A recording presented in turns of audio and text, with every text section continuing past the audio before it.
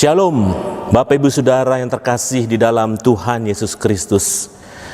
Pada saat ini kita kembali melaksanakan ibadah Jumat Agung. Dan di dalamnya kita juga akan melaksanakan sakramen perjamuan.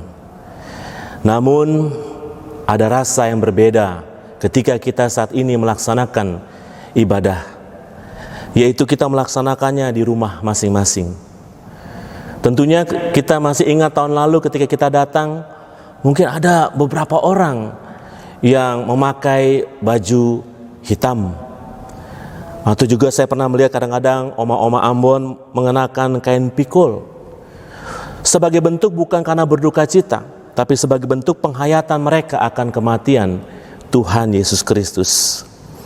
Nah, Bapak Ibu Saudara, pelaksanaan ibadah saat ini, yaitu juga ibadah yang di dalamnya kita melaksanakan sakramen perjamuan, memang biasanya dilaksanakan juga di rumah, khususnya bagi yang sakit. Namun bagi yang kita yang sehat pada saat ini, kita juga melaksanakannya di rumah. Tapi kita tetap bersyukur dan bersuka cita karena kasih Tuhan tetap menghampiri kita lewat firman-Nya melalui tayangan video pada saat ini. Firman Tuhan hari ini diambil dari Lukas 23 ayat 26 sampai 32. Dalam sebuah peristiwa bagaimana Yesus telah melalui proses yang namanya pengadilan. Baik itu di hadapan Pilatus maupun pada saat bacaan kita hari ini, kita melihat bagaimana Yesus harus menuju Bukit Golgota. Dalam prosesnya Bapak Ibu Saudara, biasanya pemerintah Romawi sudah biasa mengarak penjahat yang akan dihukum mati untuk menakuti penduduk kota untuk tidak melawan pemerintah Romawi pada saat itu. Dan Yesus dalam bacaan kita hari ini menjadi bagian dari proses sehingga ia mengalami keletihan ketika dia harus memikul salibnya sendiri. Sehingga dalam bacaan kita dikatakan ketika mereka membawa Yesus, mereka menahan seorang yang bernama Simon dari Kirene yang baru datang dari luar kota, lalu diletakkan salib itu di atas bahunya supaya dipikulnya sambil mengikuti Yesus. Dalam keletihannya, Yesus tidak mampu lagi untuk memikul salibnya sendiri. Lalu pemerintah Romawi berupaya mencari orang untuk membantu Yesus. Dalam bacaan kita terlihat bahwa tidak ada murid-muridnya bersama dengan Yesus. Lalu para serdadu secara acak dia mengambil dan diambillah seorang yang bernama Simon Petrus. Nah, Bapak Ibu Saudara, Simon Petrus adalah orang Yahudi yang berasal dari Kirene, sekarang menjadi negara Tripoli di Afrika Utara. Ada yang menafsirkan ia hadir untuk melakukan ziarah menjelang Paskah.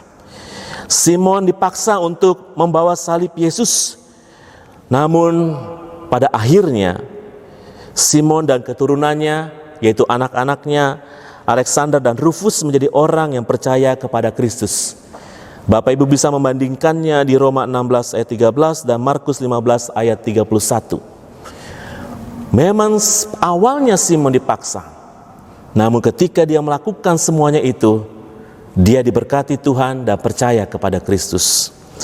Lalu dalam ayat 27 dan 31 dalam bacaan kita pada saat ini, perjalanan Yesus menuju Bukit Tengkorak diiringi juga oleh tangisan beberapa perempuan yang berbelas kasih terhadap penderitaan Yesus.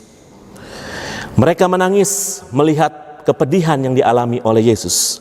Namun kalau kita baca, Yesus menolak belas kasihan mereka. Mereka justru harus menangisi diri mereka dan anak-anak mereka yang akan menyaksikan dan mengalami hukuman Tuhan akibat menolak keselamatan dari Tuhan. Itu disampaikan dalam ayat 28. Yesus berpaling kepada mereka dan berkata, "Hai putri-putri Yerusalem, janganlah kamu menangisi aku, melainkan tangisilah dirimu sendiri dan anak-anakmu." Di sini digambarkan bahwa akan ada yang namanya hukuman yang mengerikan. Bahkan dikatakan dalam bacaan kita, perempuan mandul pun Yang dinyatakan terkutuk karena tidak memiliki anak akan bersukacita karena kemandulannya. Karena dia tidak akan memiliki anak yang akan mengalami penderitaan yang disampaikan oleh Yesus. Yesus membandingkan dalam bacaan kita selanjutnya, ia adalah kayu hidup yang digambarkan yang memberi kehidupan kekal dan tidak bersalah diperlakukan buruk oleh tentara Romawi. Apalagi mereka yang menolak keselamatan dari Tuhan akan mengalami penderitaan seperti kayu kering, yaitu lambang kehidupan yang tidak memiliki keselamatan, yang rapuh dan mudah terbakar. Lalu dalam ayat ke-33, Yesus disamakan dengan seorang penjahat saat dirinya akan disalib bersama dua orang penjahat yang dihukum karena kejahatan mereka. Ini adalah bentuk hinaan bagi Yesus, tetapi Yesus tetap jalani sampai mati di kayu salib. Dalam kehinaannya sebagai sosok anak Allah, dia harus menjalani semuanya ini. Untuk siapa? Untuk Bapak, Ibu, Saudara, dan saya tentunya, karena dia sangat mengasihi kita.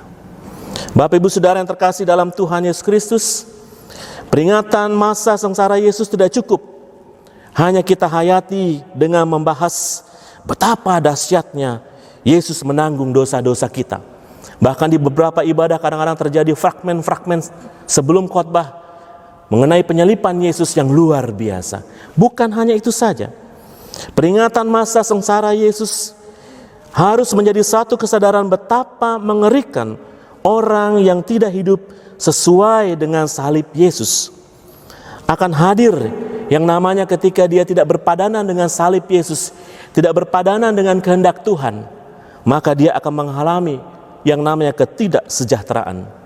Bahkan dia akan mengalami hilang kedamaian, muncul keputusasaan, selalu salah dalam bertindak, dan sebagainya. Bapak, Ibu, Saudara yang terkasih, ibadah Jumat Agung pada saat ini menjadi pernyataan syukur kita bahwa kasih Tuhan telah diberikan kepada kita. Walaupun saat ini kita berada dalam suasana keprihatinan dan kedukacitaan akibat wabah virus corona, namun tangan kasih-Nya akan terus menghampiri kita, bangsa kita, bahkan dunia yang akan merasakan keajaiban pemulihan tepat pada waktunya. Kita yakin dan percaya lewat ibadah ini kita punya suatu pengharapan yang besar bahwa kekuasaan Tuhan akan mengakhiri semua penderitaan pada saat ini tepat pada waktunya. Bapak, Ibu, Saudara, saat ini kita kembali akan melaksanakan sakramen perjamuan yang akan kita lakukan bersama, akan menjadi sumber kekuatan dan sukacita kita. Saat kita makan roti dan minum anggur, itu mau menandakan kepada kita, itu mau menyatakan kepada kita semua bahwa Tuhan Yesus adalah sumber kehidupan kekal untuk kehidupan kita. Bahkan Tuhan Yesus ada bersama dengan kita, menemani perjalanan hidup kita ke depan. Apapun yang terjadi, Bapak, Ibu, Saudara, Dia tidak pernah meninggalkan kita. Tuhan Yesus memberkati kita. Amin.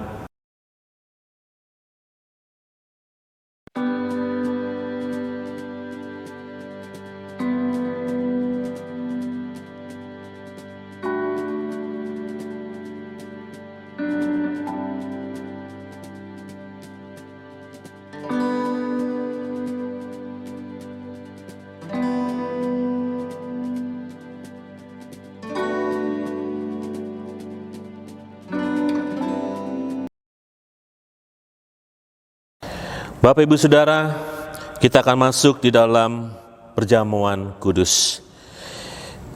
Dengarlah penetapan perjamuan kudus sebagaimana yang tertulis dalam surat 1 Korintus 11 ayat 23 sampai 26 yang menyatakan demikian. Sebab apa yang telah kuteruskan kepadamu telah aku terima dari Tuhan, yaitu bahwa Tuhan Yesus pada malam waktu Ia diserahkan mengambil roti, dan sesudah itu Ia mengucap syukur atasnya. Ia memecah-mecahkannya dan berkata, inilah tubuhku yang diserahkan bagi kamu. Perbuatlah ini menjadi peringatan akan aku. Demikian juga Ia mengambil cawan sesudah makan, lalu berkata, Cawan ini adalah perjanjian baru yang dimeteraikan oleh darahku. Perbuatlah ini setiap kali kamu meminumnya menjadi peringatan akan aku. Sebab setiap kali kamu makan roti ini dan minum cawan ini, kamu memberitakan kematian Tuhan sampai Ia datang. Kita masuk dalam penjelasan. Perjamuan kudus adalah perintah Tuhan Yesus bagi kita, bahwa roti dan anggur dalam cawan adalah lambang tubuh dan darah Tuhan Yesus yang telah diserahkan sebagai korban tebusan untuk memulihkan hubungan kita dengan Allah yang terputus karena dosa dan untuk menyelamatkan seisi dunia ciptaannya. Melalui perjamuan kudus ini kita dipersatukan dengan Tuhan Yesus Kristus di dalam kematian dan kebangkitannya. Dengan demikian persekutuan Tuhan Yesus dengan para murid pada perjamuan malam terakhir akan terus berlangsung sampai penggenapannya di dalam kerajaan Allah, di mana kita semua akan duduk bersama Kristus di perjamuannya. Saudara-saudara, persekutuan dengan Kristus yang akan kita alami dan hayati melalui perjamuan kudus saat ini sesungguhnya juga mau mengingatkan kita pada hidup baru yang untuknya kita telah dipanggil keluar dari kegelapan dosa kepada terang keselamatan oleh Yesus Kristus. Hidup yang dimaksud adalah hidup yang bersaksi tentang Yesus Kristus sebagai penebus dan juru selamat dunia melalui kata dan perbuatan kita. Jemaat Tuhan, mari kita menaikkan doa syukur agung kita. Kita berdoa. Ya Allah Bapa Maha Kudus, Pencipta dan Raja Semesta, kami bersyukur dan memuliakan nama-Mu, karena Engkau membuat dan menjadikan kami sebagai milik-Mu. Engkau juga mempersatukan kami dengan Yesus Kristus, agar kami beroleh pengampunan dosa dan hidup baru yang kekal untuk memaklumkan kerajaan-Mu dan besar pengasihan-Mu di dunia ini. Engkau mengangkat semua orang yang jatuh, Engkau menegakkan semua orang yang tertunduk, Engkau memulihkan hati yang hancur, Engkau menghibur orang berduka dan membebaskan yang tertindas. Engkau menghentikan semua badai kehidupan dan pertikaian bangsa-bangsa. Oleh karena itu bersama dengan semua hamba-Mu, malaikat dan manusia, nabi, para rasul dan martir, serta seluruh gereja-Mu di bumi dan di sorga, kami memuji dan memuliakan nama-Mu dalam madah kebesaran yang tiada hentinya. Kudus, kudus, kuduslah Tuhan Allah yang Maha Kuasa, yang sudah ada dan yang akan datang. Kami memuji nama-Mu ya Bapa, karena pemberian-Mu yang paling utama yaitu anak-Mu Yesus Mesias, yang rela disalibkan untuk menebus dan menyelamatkan kami dari cengkraman dosa dan maut, dan yang bangkit untuk membuat kami tidak bernoda di hadapan-Mu. Kami mohon kepada-Mu, utuslah Roh Kudus-Mu mendiami hati kami, agar kami yang menerima roti dan cawan ini benar-benar menjadi anggota tubuh Kristus di dunia, yang saling mengasihi dan melayani menurut teladannya, serta membawa damai sejahtera-Mu kepada segala makhluk. Sama seperti bahan baku roti dan anggur ini yang tumbuh tersebar, kemudian dikumpulkan dan diolah menjadi satu, maka Engkau pun akan mengumpulkan jemaat-Mu dari utara dan selatan dan dari timur dan barat ke dalam kerajaan-Mu Yesus Mesias, Tuhan dan Juru Selamat dunia, yang telah mengajar kami berdoa. Bapa kami yang ada di sorga, dikuduskanlah nama-Mu, datanglah kerajaan-Mu, jadilah kehendak-Mu di bumi seperti di sorga. Berikanlah kami pada hari ini makanan kami yang secukupnya, dan ampunilah kami akan kesalahan kami, seperti kami juga mengampuni orang yang bersalah kepada kami. Dan janganlah membawa kami ke dalam pencobaan, tapi lepaskanlah kami daripada yang jahat. Karena Engkaulah yang empunya kerajaan dan kuasa dan kemuliaan sampai selama-lamanya. Amin. Jemaat Tuhan, sebelum menerima roti dan anggur sebagai lambang tubuh dan darah Tuhan Yesus, Mari kita semua berdiri. Untuk mengaku iman menurut pengakuan iman rasuli, dengan hati dan mulut masing-masing kita berkata, Aku percaya kepada Allah Bapa yang Maha Kuasa, Khalik langit dan bumi, dan kepada Yesus Kristus anak yang tunggal Tuhan kita, yang dikandung dari Roh Kudus, lahir dari anak darah Maria, yang menderita sengsara di bawah pemerintahan Pontius Pilatus, disalibkan, mati dan dikuburkan, turun ke dalam kerajaan maut. Pada hari yang ketiga, bangkit pula dari antara orang mati, naik ke sorga, duduk di sebelah kanan Allah Bapa yang Maha Kuasa, dan akan datang dari sana untuk menghakimi orang yang hidup dan yang mati. Aku percaya kepada Roh Kudus, gereja yang kudus dan persekutuan orang kudus, pengampunan dosa, kebangkitan daging, dan hidup yang kekal. Keluarga jemaat tetap berdiri. Jemaat Tuhan, sebelum kita masuk dalam perjamuan kudus saat ini, ada beberapa hal yang harus diperhatikan. Yang pertama, mereka yang ikut ambil bagian dalam sakramen perjamuan saat ini adalah mereka yang telah menjadi warga sidi jemaat, atau mereka yang telah diteguhkan dalam sebagai warga jemaat sidi. Karenanya bagi mereka yang belum masuk dalam warga sidi jemaat, diharapkan tidak ikut ambil bagian dalam perjamuan pada saat ini. Kedua, kita makan roti dan minum anggur dilakukan secara bersama-sama setelah ada perintah atau aba-aba dari saya. Tuhan berkati. Supaya kita dipelihara dengan roti sorgawi, yakni Yesus Kristus, maka janganlah hati dan pikiran kita melekat pada roti dan anggur yang kelihatan ini. Tetapi marilah kita menerimanya dengan iman yang tertuju kepada Yesus Kristus, Tuhan dan Juru Selamat kita. Jemaat Tuhan, sampaikanlah salam damai kepada sesamamu, supaya damai sejahtera Kristus memenuhi persekutuan kita. Damai sejahtera bagimu. Silakan Bapak Ibu berjabat tangan di kiri dan kanannya, bersalam-salaman, katakan damai sejahtera bagimu.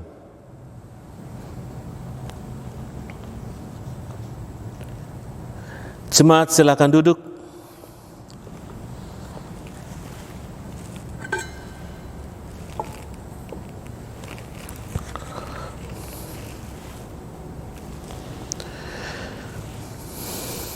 Roti yang dipecah-pecahkan ini adalah lambang tubuh Kristus.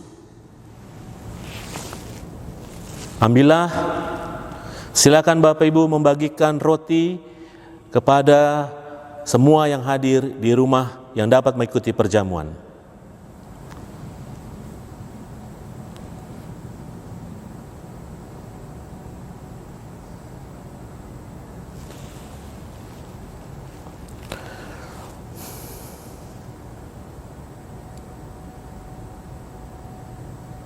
Makanlah, kita makan bersama-sama.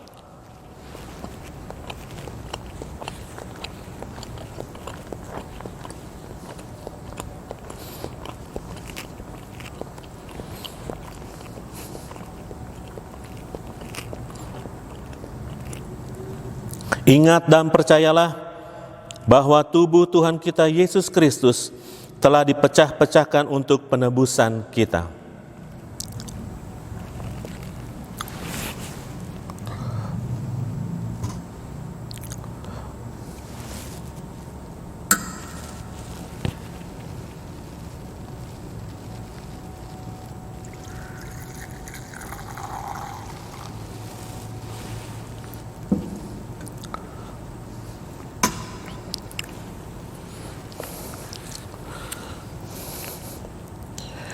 Cawan yang kita pakai untuk mengucap syukur ini adalah lambang darah Kristus.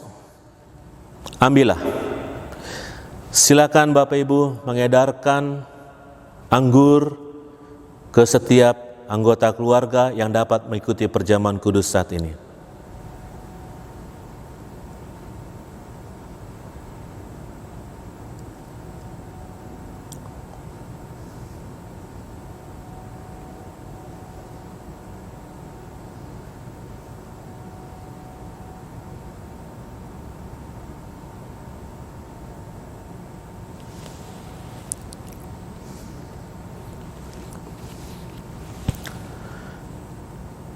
Minumlah.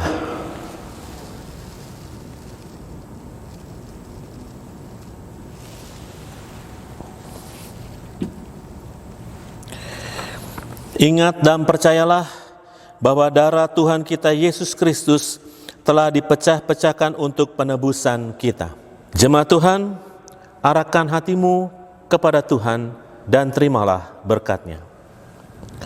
Damai sejahtera Allah yang melampaui segala akal akan memerah hati dan pikiranmu dalam Kristus Yesus. Amin. Bapak Ibu Saudara, silakan Bapak Ibu melanjutkan ibadah di rumah masing-masing sampai selesai. Tuhan berkati.